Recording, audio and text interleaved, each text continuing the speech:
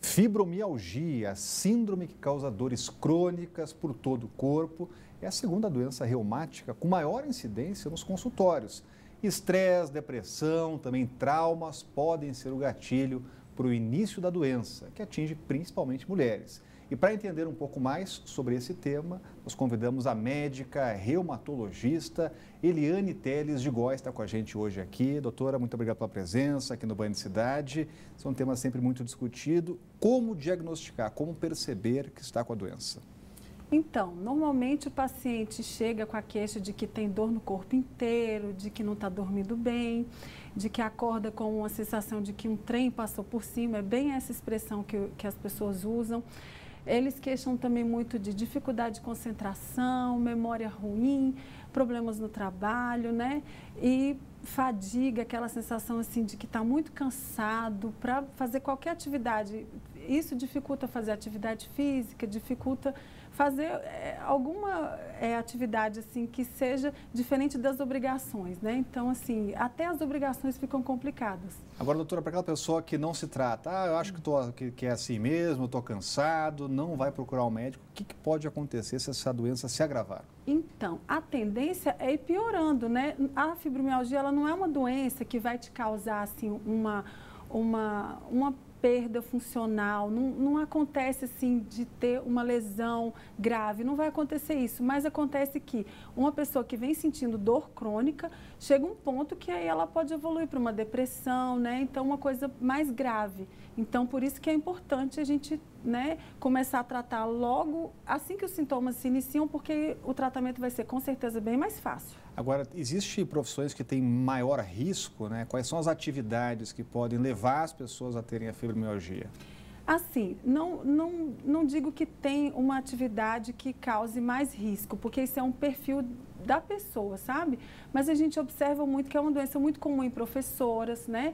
Principalmente porque hoje em dia está um pouco complicado, né? E assim, ter que acumular tanta tarefa de casa quanto o trabalho, isso daí causa uma sobrecarga nas mulheres. É uma doença mais comum em mulheres, né? Afeta muito mais na proporção de 8:1. Então, assim, a gente observa que a mulher carrega um peso maior, porque tem uma dupla jornada de trabalho. Então, isso daí piora muito a situação. Agora, aquela pergunta que é sempre necessária: como evitar, como prevenir a fibromialgia? Então, a fibromialgia é uma doença que, se a gente prestar atenção no nosso organismo e ver o que está incomodando e for lá e resolver, aí isso daí já vai evitar que a dor se perpetue. Então, assim, fazer uma atividade física, ter um momento de lazer, ter um momento, assim, para você, isso daí ajuda demais. E, assim, a pessoa observando que não está dormindo bem, que está se sentindo muito cansada, tem que procurar um médico, porque às vezes não é fibromialgia, é uma outra doença, às vezes até mais grave, mas, assim, na maioria das vezes é fibromialgia. Tem tratamento, não tem cura, mas tem tratamento que melhora demais a qualidade de vida da pessoa. E buscar sempre essa palavrinha-chave, né? Essa expressão, qualidade de vida, exatamente, isso que importa, né? Exatamente. Obrigado, doutora, pela participação aqui no Banho de Cidade. Muito obrigado. Obrigada. Olha, foi inaugurado hoje o Presídio Federal, construído aqui no DF. Trata-se da 5ª penitenciária de segurança máxima do país. A gente volta a falar ao vivo com a Renata Dourado, trazendo mais informações, né, Renata? Pois é, Rodrigo, a gente pode dizer que finalmente foi inaugurada, viu? Porque imagine você que a previsão inicial de inauguração desse presídio de segurança máxima, o 5º do país, como você falou, o primeiro aqui de Brasília, era em 2014. Então foi adiada 3 vezes essa inauguração. A última inauguração estava prevista para março deste ano, com toda a solenidade lá. Só que aí os representantes dos sindicatos, dos agentes penitenciários, disseram que, olha, não tem nenhuma estrutura para abrigar presos, o número de agentes que nós temos ainda não é suficiente, o governo não deu realmente esclarecimentos, mas resolveu adiar. E agora sim, a equipe inclusive está lá, viu, Rodrigo? A gente não consegue falar com a equipe porque eles não têm acesso ao telefone, então está tendo a inauguração desse presídio. O que a gente sabe é que são 208 celas individuais. O Departamento Penitenciário disse que é o que tem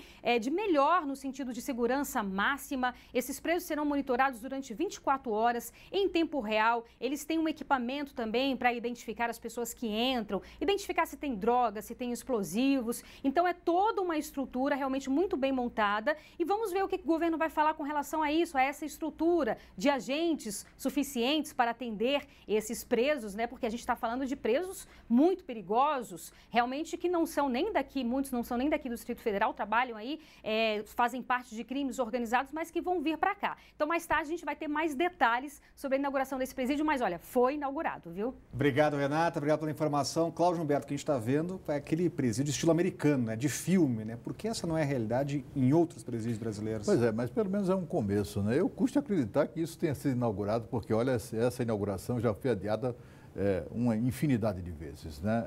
É uma obra clássica do serviço público brasileiro, né? Começa por um valor e termina por outro valor, várias vezes superior àquele que foi orçado inicialmente. Mas o que vale é que finalmente está pronto, foi inaugurado e agora a expectativa é para ver qual é o bandido ilustre que vai inaugurar essas celas, celas que estão sendo inauguradas. Estão lançadas aí as apostas. Quem sabe o senador Assirgo Gurgax, que já está preso, está no hospital da família e tal, mas o caminho dele é o presídio aqui em Brasília. Quem sabe ele já vai ocupar uma dessas celas do presídio federal no âmbito ali da Papuda.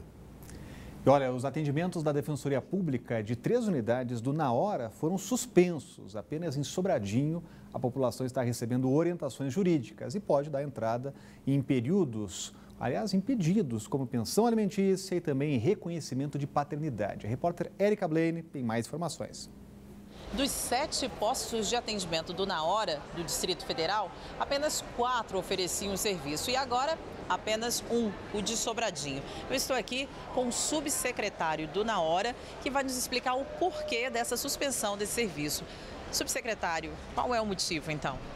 O motivo dessa suspensão temporária, diga-se de passagem, é porque nós estamos fazendo, juntamente com a Defensoria Pública do Distrito Federal, a revisão do termo de cooperação técnica. Na semana passada, tivemos uma reunião com a Defensoria dentro da Secretaria de Justiça e estabeleceu-se que nós revitalizaremos, vamos dar mais vigor a esse termo de cooperação técnica e realmente o problema é de pessoal, a Defensoria Pública não tem pessoal suficiente para atender o Na Hora, porém a parceria, o Na Hora vai indicar servidores capacitados, advogados com inscrição na OAB, que serão treinados, que serão capacitados pela Defensoria Pública do Distrito Federal e terão o acompanhamento de um defensor público.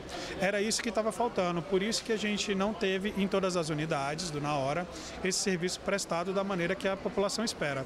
Porém, nós já estamos em gestões finais e esperamos, segundo a Defensoria Pública e a Secretaria de Justiça, que em torno de mais ou menos 15 dias, 2 semanas, esse problema já estará resolvido. Então, recapitulando, 2 semanas para tudo estar normalizado. Exatamente. Muito obrigada, subsecretário. Voltamos ao estúdio. E agora a Band Cidade faz mais um breve intervalo, a gente volta daqui a pouco.